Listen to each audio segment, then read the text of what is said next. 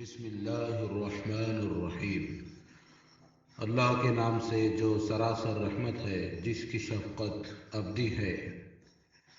انہیں پڑھ کر سناؤ اے پیغمبر اپنے اس پروردگار کے نام سے جس نے پیدا کیا ہے، جمے ہوئے خون جیسے ایک لوتھڑے سے انسان کو پیدا کیا ہے۔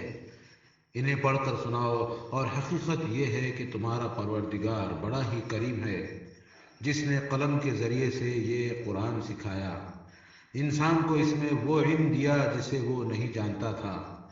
اس کے مقابلے میں جو باتیں یہ بناتے ہیں وہ کچھ نہیں ہے پیغمبر، ہرگز نہیں، انسان یقیناً سرکشی کر رہا ہے، اس لیے کہ اپنے آپ کو اس نے بے نیاز سمجھ لیا ہے۔ اس میں شبہ نہیں کہ اسے ایک دن تیرے رب ہی کی طرف پلٹنا ہے۔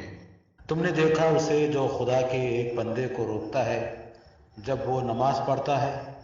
ذرا دیکھو تو اگر وہ بندہ ہدایت پر ہو یا پرہیزگاری کی تلقین کرتا ہو۔